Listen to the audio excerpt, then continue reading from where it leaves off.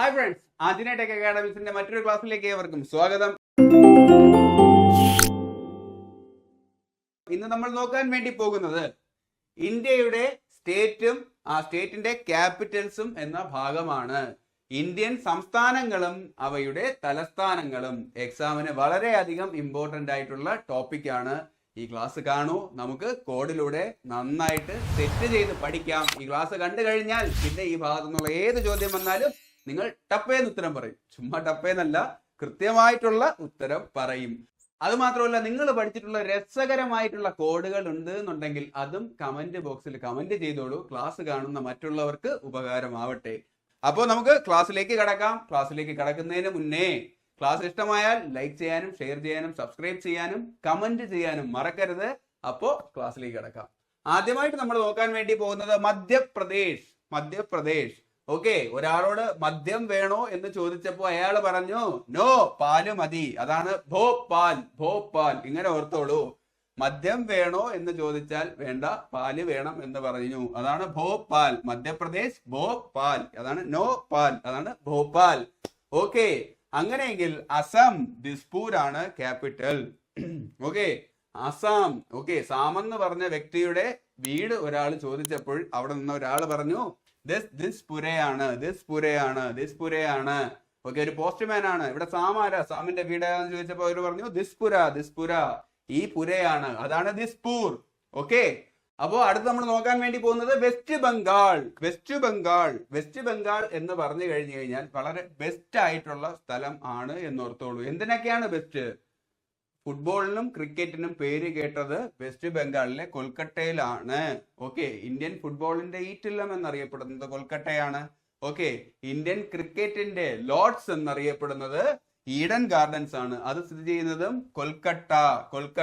നല്ല കട്ടയ്ക്ക് ബെസ്റ്റ് ആയിട്ട് കളിക്കുന്ന പ്ലേയേഴ്സ് കൊൽക്കട്ടയിലുണ്ട്. അത് വെസ്റ്റ് ബംഗാളിന്റെ ആസ്ഥാനം കൊൽക്കട്ട അല്ലേ. സ്വാതന്ത്ര്യത്തിന് മുന്നേ ധാരാളം വിപ്ലവങ്ങൾക്കൊക്കെ പേര് കേട്ട സ്ഥലമാണ്. ഓക്കെ, ധാരാളം നവോത്ഥാന നായകന്മാർ കൊൽക്കട്ടയിൽ നിന്നും അല്ലെ ഉത്ഭവിച്ചിട്ടുണ്ട്. അത് മാത്രമല്ല, ഇന്ത്യയുടെ ആദ്യത്തെ നോബൽ പ്രൈസ് വിന്നർ ലിറ്ററേച്ചറിന് അദ്ദേഹം നോബൽ നേടിയത് 1913 രവീന്ദ്രനാഥ് ടാഗോർ ആണ്. അദ്ദേഹം വെസ്റ്റ് ബംഗാളുകാരനാണ്. അപ്പോ ബെസ്റ്റ് ആണ്, ബെസ്റ്റ് ആയിട്ട് കളിക്കും. കളിക്കട്ട എന്നോർത്തോളൂ. അപ്പൊ വെസ്റ്റ് ബംഗാൾ, കളിക്കട്ട, കൊൽക്കട്ട. ഓക്കെ അല്ലേ, സെറ്റ് അല്ലേ? എങ്കിൽ നമുക്ക് നോക്കാം. ബീഹാർ. ഒരുത്തൻ ബിയറടിച്ച് അടിച്ച് പറ്റായി എന്നൊക്കെ പറയുമല്ലോ, അതാണ് ബീഹാർ എന്ന് ഓർത്തോളൂ. ബിയർ അടിച്ച് പറ്റായി. പാറ്റ്നയാണ് ബീഹാർ, പാറ്റ്ന. ബിയറടിച്ചപ്പോ പറ്റണില്ല എന്ന് കൂടെ ഓർത്തോളൂ. ബീഹാർ പാറ്റ്ന. ബിയറടിച്ച് പറ്റായി, ബീഹാർ, പാറ്റ്ന. സെറ്റ് അല്ലേ? എങ്കിൽ ഉത്തരം പ്രതീക്ഷിക്കുന്നു എന്ന് ഓർത്തോളൂ. എപ്പോഴാണ് ഉത്തരം പ്രതീക്ഷിക്കുന്നത്? ലവ് ലെറ്റർ കൊടുക്കുമ്പോ ഒരാളോട് ലവ് പറഞ്ഞിട്ട് കാത്തു നിൽക്കും, ഉത്തരം പ്രതീക്ഷിക്കുന്നു. അതാണ്. പഴയ സിനിമയൊക്കെ ഓർത്താൽ മതി, പണ്ടെല്ലാം ലവ് ലെറ്റർ അല്ലേ. ഓക്കെ, അപ്പൊ ലവ് ലെറ്റർ കൊടുത്തിട്ട് ഉത്തരം പ്രതീക്ഷിച്ച് മാറി നിൽക്കുന്ന ഒരു കാമുകനെ ഓർത്താൽ മതി. ഉത്തർപ്രദേശ് ഉത്തരം പ്രതീക്ഷിക്കുന്നു. ലവ് എന്ന് പറഞ്ഞാൽ ലക്നൗ. അതാണ് ലവ്. ഉത്തർപ്രദേശ് ലക്നൗ. ഓക്കെ അല്ലേ?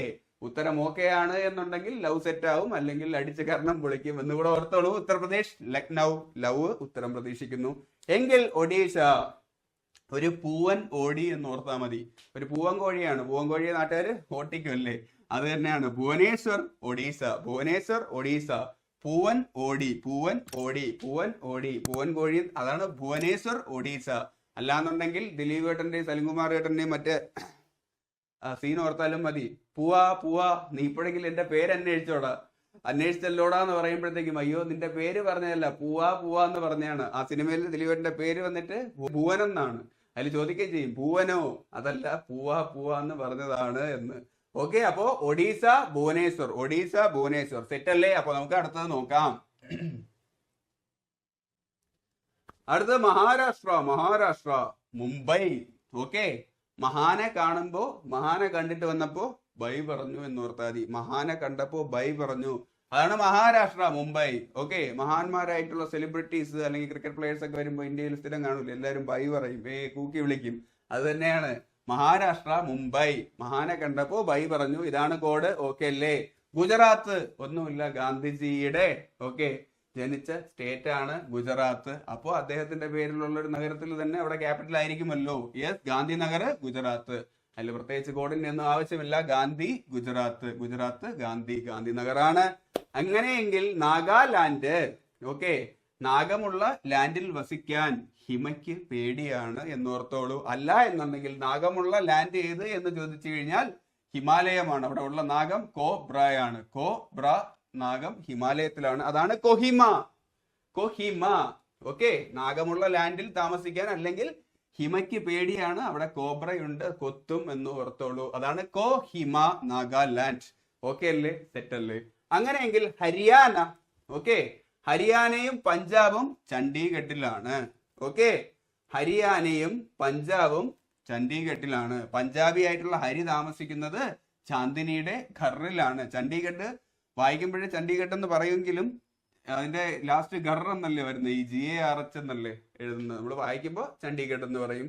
അപ്പോ പഞ്ചാബിയായ ഹരി എവിടെയാന്ന് പറഞ്ഞു കഴിഞ്ഞാൽ ചാന്ദിനിയുടെ ഘറിലാണ്. അതാണ് ചണ്ഡീഗഡ്. ചണ്ഡീഗഡ്, ഓക്കെ അല്ലേ? പഞ്ചാബിയായ ഹരി ചണ്ഡീഗഡ്. ഓക്കെ, ഹരിയാനയുടെയും പഞ്ചാബിന്റെയും ക്യാപിറ്റൽ ഏത് എന്ന് ചോദിച്ചു കഴിഞ്ഞാൽ ചണ്ഡീഗഡ് ആണ്. ചണ്ഡീഗഡ് യൂണിയൻ ടെറിട്ടറി ആണ്. ഇത് മൂന്നും ഏത് സ്റ്റേറ്റ്ഹുഡ് കിട്ടിയ വർഷം എന്തെന്ന് ചോദിച്ചു കഴിഞ്ഞാൽ 1966 നവംബർ 1 പഞ്ചാബ് ഹരിയാന സ്റ്റേറ്റ്ഹുഡ് കിട്ടിയത്. അത് മാത്രമല്ല ചണ്ഡീഗഡ് എന്ന യൂണിയൻ ടെറിട്ടറി സ്ഥാപിതമായ വർഷവും 1966 നവംബർ 1 അത് മാത്രമല്ല, ഈ ചണ്ഡീഗഡിനെ കുറിച്ച് പറയുമ്പോഴത്തേക്കും ചണ്ഡീഗഡ് നഗരത്തിന്റെ ശില്പി ആര് എന്ന് ചോദിച്ചു കഴിഞ്ഞാൽ ലേ കോർബ്യൂസിയയാണ്. ക്ലീനസ്റ്റ് സിറ്റി എന്നറിയപ്പെടുന്നത് ചണ്ഡീഗഡ് ആണ്. പ്ലാൻഡ് സിറ്റി എന്നറിയപ്പെടുന്നത് ചണ്ഡീഗഡ് ആണ്. ചണ്ഡീഗഡിനെ കുറിച്ച് പറയുമ്പോഴത്തേക്കും നമുക്ക് മറ്റൊരു ഇമ്പോർട്ടന്റ് ആയിട്ടുള്ള കാര്യം കൂടെ നോക്കാനുണ്ട്. ഈ റോക്ക് ഗാർഡൻ സ്ഥിതി ചെയ്യുന്നത് ചണ്ഡീഗഡിനാണ്. ഇത് നിക് ചന്ദ് സൈനി എന്ന PWD ഉദ്യോഗസ്ഥൻ ചണ്ഡീഗഡിലെ, ഓക്കെ, റോഡ് ഇൻസ്പെക്ടർ ആയിരുന്നു അദ്ദേഹം. 1959 സർക്കാർ ഭൂമിയിൽ ഏകദേശം 40 ഏക്കർ വരും. അവിടെ ആരും അറിയാതെ പണി കഴിപ്പിച്ചതാണ് ഈ റോക്ക് ഗാർഡൻ. ഓക്കെ, ഇത് ഈ സെറാമിക് ഐറ്റംസില്, പിന്നെ വന്നിട്ട് ബോട്ടില്, കല്ല്, അങ്ങനെ ചപ്പും ചവറും വേസ്റ്റിലൊക്കെ നിർമ്മിച്ച സാധനമാണ് ഇവിടെയുള്ള ഈ റോക്ക് ഗാർഡൻസിലുള്ള ഈ മനുഷ്യ പ്രതിമകൾ. ഓക്കെ, ഇത് 1959 മുതൽ അദ്ദേഹം ഒരുപാട് കാലം എടുത്താണ് ഇത് പണി കഴിപ്പിച്ചത്. 1976 ആയപ്പോഴത്തേക്കും ഗവൺമെന്റ് കണ്ടുപിടിച്ചു ഇത് ഇല്ലീഗലായിരുന്നു. പിന്നെ ആൾക്കാരുടെ എല്ലാം വന്നിട്ട് ഇഷ്ടപ്രകാരം എല്ലാവർക്കും ഇഷ്ടപ്പെട്ടു. അങ്ങനെ പൊതു താല്പര്യ പ്രകാരം ഇത് ലീഗലാക്കി പൊതുസമൂഹത്തിന് തുറന്നു കൊടുത്തു. ഇന്ന് ഏറ്റവും കൂടുതൽ ട്രാവലേഴ്സ് എത്തുമ്പോഴത്തേക്കും ചണ്ഡീഗഡിൽ കാണാൻ പോകുന്ന ഒരു സ്ഥലമാണ് റോക്ക് ഗാർഡൻ. അങ്ങനെ അദ്ദേഹത്തിന് 1984 അദ്ദേഹത്തിന് പത്മശ്രീ കൊടുത്ത് രാജ്യം ആദരിച്ചു. ഓക്കെ, 2015 അദ്ദേഹം മരണപ്പെട്ടു. ഇത് കണ്ടിട്ട് നിങ്ങളുടെ ഗവൺമെന്റ് ഭൂമിയിലൊന്നും ചെന്ന് ജാതി പരിപാടി കാണിച്ചു വെക്കരുത്. ഇപ്പോഴാണെന്നുണ്ടെങ്കിൽ ഉറപ്പായിട്ടും ഉള്ളയാവും. ഓക്കെ, അപ്പോൾ ഇതും കൂടെ ആലോചിച്ച് വെച്ചേക്കുക. അപ്പോ ചണ്ഡീഗഡ് നഗരത്തിന്റെ ശില്പി ആര് എന്ന് ചോദിച്ചു കഴിഞ്ഞാൽ അത് ലേ കോർബൂസിയ.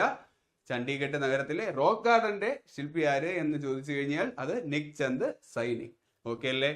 ഓക്കെ, ഹിമാചൽ പ്രദേശിന്റെ ക്യാപിറ്റൽ ഏത് എന്ന് ചോദിച്ചു കഴിഞ്ഞാൽ ഷിംല. ഹിമാലയം എന്ന് പറഞ്ഞ ഒരു മലയല്ലേ, അപ്പൊ ഈ ഷിംലയിൽ ഒരു മലയുണ്ടല്ലോ, അത് വെച്ച് കണക്ട് ചെയ്തോളൂ. ഹിമാലയം, ഷിംല. ഓക്കെ, ഷിംല ഹിമാചൽ പ്രദേശ്, ഷിംല. സമ്മറിന്റെ ക്യാപിറ്റൽ ആണ് ഷിംല. രണ്ടിലും എസ് ഉണ്ട്. Summer capital Shimla, Himachal Pradesh. അങ്ങനെയെങ്കിൽ വിന്റർ ക്യാപിറ്റൽ ധർമ്മശാല. ഓക്കെ, ദലൈലാമയൊക്കെ ഉള്ള ധർമ്മശാല. 1959 അദ്ദേഹം ടിബറ്റിൽ നിന്നും ചൈനയെ പേടിച്ച് പലായനം ചെയ്ത് ഇന്ത്യയിലോട്ട് വന്നത്. ഓക്കെ, അതേ തുടർന്നാണ് ഇന്ത്യയും ചൈനയുമായിട്ടുള്ള യുദ്ധമെല്ലാം ഉണ്ടാവാനുള്ള റീസൺസിൽ ഒന്ന് അത് തന്നെയാണ്. അപ്പോ ധർമ്മശാലയിലാണ് ദലൈലാമയുള്ളത്. വിന്റർ ക്യാപിറ്റൽ എവിടെ എന്ന് ചോദിച്ചു കഴിഞ്ഞു കഴിഞ്ഞാൽ ഹിമാചൽ പ്രദേശ്. അവിടെ വിന്ററിൽ പോയി കഴിഞ്ഞു കഴിഞ്ഞാൽ ഹിമാചൽ പ്രദേശിൽ ധർമ്മം കിട്ടും എന്ന് ഓർത്തോളൂ. ഓക്കെ, അപ്പോ സമ്മർ ക്യാപിറ്റല് ഷിംലയാണ്. ഓക്കെ, ഹിമാലയം ഒരു മലയാണ്, അപ്പൊ ഷിംല സമ്മർ. ഓക്കെ, അപ്പൊ വിന്ററിലാണെന്നുണ്ടെങ്കിൽ ധർമ്മശാലയാണ്. എങ്കിൽ അടുത്തത് നോക്കാം. അപ്പോ മേഘാലയ മേഘങ്ങളുടെ ആലയത്തിലോട്ട് പോയി കഴിഞ്ഞു കഴിഞ്ഞാൽ ഭയങ്കര ചില്ലായിരിക്കും അല്ലേ? യെസ്, ഷില്ലോങ്. മേഘാലയയുടെ ക്യാപിറ്റൽ ഏതെന്ന് ചോദിച്ചു കഴിഞ്ഞാൽ ഷില്ലോങ് ആണ്. മേഘങ്ങളുടെ ആലയത്തിൽ പോയാൽ ഭയങ്കര ചില്ലായിരിക്കും. എങ്കിൽ മണിപ്പൂർ ഇംഫാൽ ആണ്. ഒരാളോടത്ത് ചെന്നിട്ട് ഓക്കെ പൈസ നമ്മൾ കടം കൊടുത്തിട്ട് തിരിച്ചു ചോദിക്കുകയാണെന്നുണ്ടെങ്കിൽ അവർ തട്ടിപ്പുകാരനാണെന്നുണ്ടെങ്കിൽ എന്ത് പറയും? കാശ് കടന്നു വെച്ചു ഇംപോസിബിൾ അല്ലേ? അതെ, മണി ചോദിച്ചു കഴിഞ്ഞാൽ ഇംപോസിബിൾ, തരാൻ പറ്റില്ല എന്നാണ്. മണി ചോദിച്ചാൽ ഇംപോസിബിൾ. അതാണ് ഇംഫാൽ. ഓക്കെ, മണിപ്പൂർ ഇംഫാലാണ്. അങ്ങനെയെങ്കിൽ ത്രിപുര അഗർത്തലയാണ് ത്രിപുരയുടെ ക്യാപിറ്റൽ. ഓക്കെ, ത്രിപുര എന്ന് പറഞ്ഞു കഴിഞ്ഞാൽ മൂന്ന് പുര. ഓക്കെ, 3 കമ്പും കെട്ടി വെച്ചിട്ട് ഒരു പുര ഉണ്ടാക്കി. എന്നിട്ട് അതിന്റെ അകത്തുനിന്ന് ഒരുത്തൻ തലയിട്ട് പുറത്തോട്ട് നോക്കുകയാണ്. ഓക്കെ, അകത്തുനിന്ന് തലയിട്ട് പുറത്തോട്ട് നോക്കിയതാണ് അഗർത്തല. ത്രിപുരയുടെ ക്യാപിറ്റൽ അഗർത്തലയാണ്. സിമ്പിൾ അല്ലേ? 3 കമ്പും കോലും കൊണ്ട് ഒരു പുര ഉണ്ടാക്കിയിട്ട് ആ അകത്തുനിന്ന് ഒരുത്തൻ തല വെച്ച് മുകളിലേക്ക് നോക്കുന്നു, അതാണ് അഗർത്തല. അങ്ങനെയെങ്കിൽ ഛത്തീസ്ഗഡിന്റെ ക്യാപിറ്റൽ ഏത് എന്ന് ചോദിച്ചു കഴിഞ്ഞാൽ റായ്പൂർ ആണ് ഛത്തീസ്ഗഡിന്റെ ക്യാപിറ്റൽ. റായ്പൂർ ആണ്. ഓക്കെ, റായ്ക്ക് ഛത്തീസ് പുരയുണ്ട് എന്ന് പഠിച്ചോളൂ. നമ്മുടെ സിനിമ നടി ലക്ഷ്മി റായ് ഒക്കെ ഇല്ലേ, അപ്പൊ അവരുടെ കാര്യമാണ്. റായ്ക്ക് ഛത്തീസ് പുരയുണ്ട്, അതാണ് റായ്പൂർ. ഇങ്ങനെ കണക്ട് ചെയ്യാമല്ലോ. അപ്പോ ഛത്തീസ്ഗഡ് റായ്പൂർ. ഓക്കെ അല്ലേ? എങ്കിൽ ഉത്തരാഖണ്ഡിന്റെ ക്യാപിറ്റൽ ഉത്തരാഖണ്ഡ് ഡെറാഡൂൺ. ഉത്തര എന്തോ കണ്ട് ഡേറായി എന്ന് ഓർത്തോളൂ. ഡേർ എന്ന് പറഞ്ഞു കഴിഞ്ഞാൽ പേടിച്ചു എന്നല്ലേ. ഓക്കെ, ഉത്തരാഖണ്ഡു ഡേറായി. അപ്പോ ഡെറാഡൂണ് ഉത്തരാഖണ്ഡ്. ഉത്തര എന്തോ കണ്ടപ്പോ ഡേറായി. ഓക്കെ, പേടിച്ചു. ഡെറാഡൂൺ ഉത്തരാഖണ്ഡ് ഡെറാഡൂൺ. അങ്ങനെയെങ്കിൽ ജാർഖണ്ഡ് റാഞ്ചി. ഓക്കെ, ഒരു കള്ളനാണ് അവൻ. ജാറ് കണ്ട ഉടനെ റാഞ്ചി കൊണ്ടുപോകും. അങ്ങനെ ഒരു കള്ളന്റേതാണ്. മീശ മാധവനൊക്കെ പറയുന്ന പോലെ ജാറ് കണ്ടു കഴിഞ്ഞാൽ ആ കള്ളൻ അപ്പ റാഞ്ചും. ജാറ് മിക്സിയുടെ ജാറെന്ന് ഓർത്തോളൂ. ആ ജാറ് കണ്ടു കഴിഞ്ഞാൽ അപ്പ റാഞ്ചി കൊണ്ടുപോകും. അതാണ് ജാർഖണ്ഡ് റാഞ്ചി. ജാറിനെ കണ്ടാൽ അപ്പോ റാഞ്ചും. അതാണ് ജാർഖണ്ഡ് റാഞ്ചി. സെറ്റല്ലേ? അങ്ങനെയെങ്കിൽ അടുത്തത് സിക്കിം. സിക്കുകാരെല്ലാം ഒരു ഗ്യാങ് ആയിട്ട് നടക്കുന്നവരാണ്. അവരൊരു ഗ്യാങ് ആയിട്ട് നിൽക്കും, ഗ്യാങ് ആയിട്ട് സംസാരിക്കും. അതാണ് gang Tong. Sikkim gang talk. Okay, Sikkim gang talk. Okay, simple അല്ലേ? സിക്കുകാര് ഒരു ഗ്യാങ് ആയിട്ടാണ് നിൽക്കുന്നത്, ഗ്യാങ് ആയിട്ടാണ് അവർ സംസാരിക്കുന്ന ഭാഷ പഞ്ചാബിയാണ്. അപ്പോ സിക്കിം ഗ്യാങ് ടോക്ക്. എങ്കിൽ അരുണാചൽ പ്രദേശിന്റെ നഗരം ഏതെന്ന് ചോദിച്ചു കഴിഞ്ഞാൽ ഒരാൾ പോയി അരുണാചൽ പ്രദേശില് അവിടെയും വന്നിട്ട് വിലാസം ചോദിക്കുകയാണ് പോസ്റ്റ്മാൻ. അരുണിന്റെ നഗരം ഏതെന്ന് ചോദിച്ചപ്പോഴത്തേക്കും ഇതാണ് ആ നഗരം. യെസ്, ഇറ്റാനഗർ. എന്നാൽ അസാമിന്റെ ആണെന്നുണ്ടെങ്കിൽ സാമിന്റെ പുര എവിടെയെന്ന് ചോദിച്ചപ്പോൾ ഒരാൾ പറഞ്ഞു ഇത് ദിസ്പുരയാണ്. യെസ്, ദിസ്പൂർ. അരുണാചൽ പ്രദേശിൽ പോയിട്ട് അരുണിന്റെ നഗരം ഏതെന്ന് ചോദിച്ചപ്പോഴത്തേക്കും ഒരാൾ പറഞ്ഞു ഇതാണ് ആ നഗരം. യെസ്, ഇറ്റാനഗർ. ഓക്കെ അല്ലേ? സെറ്റ് അല്ലേ? എങ്കിൽ മിസോറാം. ഓക്കെ, മിസോറാം ആണെന്നുണ്ടെങ്കിൽ ഐസ്വാൾ ആണ്. ഐസ്വാൾ. ഓക്കെ, മീശ വെച്ച റാം. ഓക്കെ, ഐസ്വാൾ. ഈ വാളൊക്കെ വെച്ചുകൊണ്ട് നിൽക്കുകയാണ് ഈ മീശ കട്ട് ചെയ്യാൻ വേണ്ടിയിട്ട്. അതാണ് ഐസ്വാൾ. മിസോറാം ഐസ്വാൾ. അല്ലെന്നുണ്ടെങ്കിൽ റാം മീശോ ആപ്പില് ഐസും വാളും ഓർഡർ ചെയ്തു എന്ന് പഠിച്ചോളൂ. Okay, ice വാളാണ്. ഓക്കെ, മീശ വെച്ച റാം ഒന്നുകിൽ ഐസും വാളും വെച്ചുകൊണ്ട് നിൽക്കണമെന്നും ഓർത്തോളൂ. ഏത് രീതിയിലും പഠിക്കാം, പക്ഷെ നിങ്ങൾക്ക് കണക്ട് ആയാൽ മതി. അപ്പോ മിസോറാം മീശ വെച്ച റാമാണ്. ഒന്നുകിൽ വാൾ വെച്ചിട്ട് മീശ വെട്ടാനായിട്ട് നിൽക്കുന്നു എന്ന് ഓർത്തോളൂ. അല്ലെങ്കിൽ റാം മീശോയിൽ ഒരു വാൾ ഓർഡർ ചെയ്തു, അത് ഐസ് കൊണ്ടുള്ള വാളാണ് എന്നും ഓർത്തോളൂ. ഓക്കെ അല്ലേ? ഗോവ പനാജിയാണ്. ഓക്കെ, ഇന്ത്യയിലെ ഒരു പാൻ ഇന്ത്യൻസ് എല്ലാം ടൂറിനെത്തുന്ന സ്ഥലമാണ് ഗോവ. ടൂറിസ്റ്റ് ഏരിയ ആണ്. അപ്പൊ അങ്ങനെ പാൻ എന്നോർത്തോളൂ. ഗോവ പനാജി. പാൻ ഇന്ത്യയില്, ഓക്കെ, ഇന്ത്യ മുഴുവനായിട്ട് പാൻ ഇന്ത്യയിൽ വന്നിട്ട് ടൂറിസ്റ്റിന് ആൾക്കാർ എത്തുന്ന സ്ഥലമാണ് ഗോവ. അതാണ് പനാജി. ഓക്കെ അല്ലേ? എങ്കിൽ രാജസ്ഥാൻ രാജാവിന് ജയ് വിളിച്ചു എന്നാണ്. രാജസ്ഥാൻ രാജാവിന് ജയ് വിളിച്ചു. യെസ്, രാജസ്ഥാൻ ജയ്പൂർ. രാജാവിന് ജയ് വിളിച്ചു. രാജസ്ഥാൻ ജയ്പൂർ. എങ്കിൽ പിന്നെ വന്നിട്ട് കേരളമാണ്. എല്ലാവർക്കും അറിയാം. തിരുവനന്തപുരം ടഫാണ് അല്ലേ? അപ്പൊ തിരുവനന്തപുരം. തമിഴ്നാടാണെങ്കിൽ ചെന്നൈ ആണ്. അതും എല്ലാവർക്കും അറിയാം. പഴയ മദ്രാസ്, ഇന്ന് ചെന്നൈ. തമിഴ്നാട് ചെന്നൈ. എങ്കിൽ കർണാടക ബാംഗ്ലൂരുടെ ഈ സിനിമയൊക്കെ കണ്ടിട്ടില്ലേ? യെസ്, അത് കർണാടകത്തിന്റെ തലസ്ഥാനമാണ് ബാംഗ്ലൂർ. എങ്കിൽ ആന്ധ്രാപ്രദേശ് അമരാവതി. അത് വേണമെന്നുണ്ടെങ്കിൽ കോഡില് ഇങ്ങനെ ഓർത്തോളൂ. ആന്ധ്രാപ്രദേശ്. അമരേന്ദ്ര ബാഹുബലി അല്ലേ? മഹേന്ദ്ര ബാഹുബലിയുടെ അച്ഛൻ. ആ ബാഹുബലി സിനിമ കണ്ടാൽ മതി. അമരേന്ദ്ര ബാഹുബലി. ഓക്കെ, അച്ഛനാണോ മോനാണോ ഡൗട്ട് ഉണ്ട് കേട്ടോ. എങ്കിൽ ഇങ്ങനെ ഓർത്തോളൂ, അമരേന്ദ്ര ബാഹുബലി. ഓക്കെ, ആന്ധ്രയല്ലേ? തെലുങ്കാണല്ലേ? ആ ബാഹുബലി സിനിമ എടുത്തത് തെലുങ്ക് ഭാഷയിലല്ലേ? അത് ആന്ധ്രയാണ്. അപ്പോ അമരേന്ദ്ര ബാഹുബലി ആന്ധ്രാക്കാരനാണ് എന്ന് പഠിച്ചോളൂ. അമരാവതി ആന്ധ്രാപ്രദേശ്. എങ്കിൽ തെലങ്കാന ഹൈദരാബാദ്. പഴയ ആന്ധ്രാപ്രദേശ് സംസ്ഥാനത്തിന്റെ തലസ്ഥാനം ഏത് എന്ന് ചോദിച്ചു കഴിഞ്ഞാൽ ഹൈദരാബാദ് ആയിരുന്നു. എന്നാൽ 2014 ജൂൺ 2 ഓക്കെ തെലുങ്കാനയും ആന്ധ്രയും 2 സംസ്ഥാനങ്ങളായി സ്പ്ലിറ്റ് ആയപ്പോ ആ ഹൈദരാബാദിനെ തെലുങ്കൻ എടുത്തു. അങ്ങനെ പഠിച്ചുള്ളതാണ് തെലുങ്കാന. അല്ലെങ്കിൽ ഹൈദർ തെലുങ്കനാണ് എന്നും ഓർത്തോളൂ. അപ്പോ തെലുങ്കാന ഹൈദരാബാദ്, ആന്ധ്രാപ്രദേശ് ആന്ധ്രാക്കാരൻ അമരേന്ദ്ര ബാഹുബലി, യെസ് അമരാവതി, തെലുങ്കാന ഹൈദരാബാദ്. ഓക്കെ അല്ലേ? സെറ്റ് അല്ലേ? അങ്ങനെയെങ്കിൽ നമുക്ക് യൂണിയൻ ടെറിട്ടറീസും അതിന്റെ ക്യാപിറ്റലും നോക്കാം. ഡൽഹിയുടെ ക്യാപിറ്റൽ ഒന്നും നോക്കാനുള്ള ന്യൂഡൽഹി തന്നെയാണ്. എന്നാൽ ആൻഡമാൻ നിക്കോബാറിന്റെ ക്യാപിറ്റൽ പോർട്ട് ബ്ലെയർ ആണ്. ഇവിടെ ഒരു ബാർ ഉണ്ട്, ഇവിടെ ഒരു ബ്ലെയർ ഉണ്ട്. ബാറ് ബ്ലെയർ എന്നോർത്തോളൂ. ബാറ് മാത്രമല്ല, ആൻഡമാൻ നിക്കോബാറിന്റെ ക്യാപിറ്റലില് ബാറും ഉണ്ട്, ഒരു പോർട്ടും ഉണ്ട്. Yes, port Blair. അങ്ങനെയെങ്കിൽ ലക്ഷദ്വീപിന്റെ ക്യാപിറ്റൽ ഏതെന്ന് വെച്ച് കഴിഞ്ഞാൽ ലക്ഷദ്വീപ് കവരത്തി. ലക്ഷദ്വീപിന്റെ ക്യാപിറ്റൽ ആണ് കവരത്തി. ഓക്കെ. എങ്കിൽ പുതുച്ചേരിയുടെ ക്യാപിറ്റൽ പുതുച്ചേരി തന്നെയാണ്. ചണ്ഡീഗഡിന്റെ ക്യാപിറ്റൽ ചണ്ഡീഗഡ് തന്നെയാണ്. ജമ്മു ആൻഡ് കാശ്മീരിന്റെ ക്യാപിറ്റൽ സമ്മറിൽ ശ്രീനഗർ, വിന്ററിൽ ജമ്മു. ഓക്കെ. ജമ്മു ആൻഡ് കാശ്മീരിൽ സമ്മറിലാണെങ്കിൽ ശ്രീനഗർ, വിന്ററിൽ ജമ്മു. ലഡാക്കിലാണെങ്കിൽ ലേ, ഈ ലായിൽ തുടങ്ങുന്ന തന്നെ ലേ ലഡാക്ക്. അത് എളുപ്പമുണ്ടല്ലേ? ഓക്കെ. ജമ്മു കാശ്മീരിലാണെന്നുണ്ടെങ്കിൽ ശ്രീനഗർ. ഓക്കെ.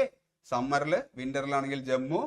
എങ്കിൽ ദാദ്ര നാഗർ ഹവേലി ദാമൻ ദിയുവിലാണെന്നുണ്ടെങ്കിൽ ദാമൻ തന്നെയാണ്. അവരുടെ മാമനാണ് ദാമൻ എന്നോർത്തോളൂ. ദാദ്ര നാഗർ ഹവേലി ആൻഡ് ദാമൻ ദിയു ആണെന്നുണ്ടെങ്കിൽ ദാമൻ തന്നെയാണ്. ഓക്കെ അല്ലേ? ലക്ഷദ്വീപ് ആണെന്നുണ്ടെങ്കിൽ കവരത്തി. ഓക്കെ അല്ലേ? സെറ്റ് അല്ലേ? അപ്പോൾ ഇത്രയുമാണ് ഈ ക്ലാസ്സിൽ നമുക്ക് നോക്കാനുള്ളത്. ക്ലാസ് നിങ്ങൾക്ക് ഇഷ്ടമായിട്ടുണ്ട് എന്ന് കരുതുന്നു. ഇഷ്ടമായാൽ ലൈക്ക് ചെയ്യാനും ഷെയർ ചെയ്യാനും സബ്സ്ക്രൈബ് ചെയ്യാനും കമന്റ് ചെയ്യാനും മറക്കരുത്. ഞങ്ങളുടെ ക്ലാസ്സുകൾ റെഗുലറായിട്ട് നിങ്ങളിലേക്ക് എത്താനായിട്ട് ബെല്ലൈക്കണിൽ ക്ലിക്ക് ചെയ്യാനും മറക്കരുത്. അപ്പോൾ അടുത്ത ക്ലാസ്സിൽ വീണ്ടും കാണാം. പഠിക്കൂ പഠിച്ചുകൊണ്ടിരിക്കൂ.